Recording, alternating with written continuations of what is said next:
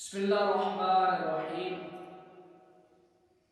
قربانی اللہ تعالیٰ شریف نے اپنے محبوب کی امت پہ جو ہے وہ فرض کی ہے صاحب نصاب میں۔ تو قربانی کا جانور جب ہم کوئی اپنی کوئی چیز خریدنا چاہتے ہیں اس میں بہت سی احتیاطیں کرتے ہیں کہ اس کے اندر کوئی نقص تو نہیں، کوئی عیب تو نہیں۔ تو قربانی کے جانور کو بھی خریدنے کی کچھ احتیاطیں ہیں، اگر ہم ان پر عمل نہیں کرتے تو ہماری قربانی نہیں ہوگی۔ آج میں اس ویڈیو میں 10 ایسی چیزیں بتاؤں گا جس سے اگر وہ چیزیں جانور میں پائی گئی تو اس سے قربانی نہیں ہوگی۔ نمبر 1، جانور قربانی کا دبلا ہو، اتنا دبلا ہو، اتنا دبلا ہو، اتنا لاغر ہو چکا ہو کہ اس کے جو ہے وہ ہڈیوں میں مغز نہ رہا ہو، وہ کھڑا ہونے کے بھی قابل نہ ہو، اس سے کھڑا بھی نہ ہوا جاتا ہو، تو ایسے جانور کی قربانی بھی جائز نہیں۔ نمبر 2، جلالہ جانور۔ جلالہ جانور اس کو کہتے ہیں جو گندگی کھاتا ہو، غلیظ چیزیں کھاتا ہو۔ گندگی اور غلیظ چیزیں کھانے کی وجہ سے اس کے جو ہے وہ گوشت کے اندر بدبو پیدا ہو چکی ہو۔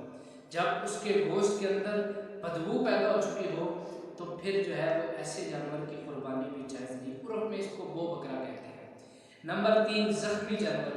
ایسا جانور جو زخمی ہو، اگر تو قربانی سے پہلے اس کا زخم ٹھیک ہو چکا ہے تو پھر اس کی قربانی جو ہے وہ جائز ہے۔ اگر قربانی کے وقت سے پہلے اس کا زخم ٹھیک نہیں ہوتا، اس کا زخم ویسے ہی رہتا ہے، اچھا نہیں ہوتا، تو پھر قربانی اس کی جائز نہیں ہوگی۔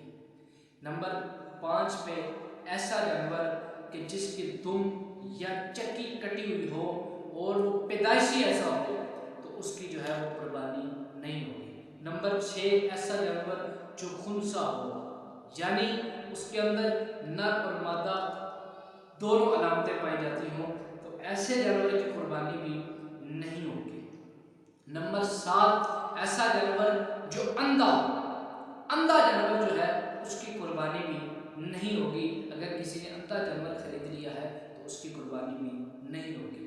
نمبر 8 پہ، ایسا جانور جو کانا ہو، یعنی اس کا کانا پن ظاہر ہوتا ہو، وہ ظاہر پتہ چلتا ہو کہ یہ جانور کانا ہے، تو ایسے جانور کی قربانی بھی نہیں ہوگی۔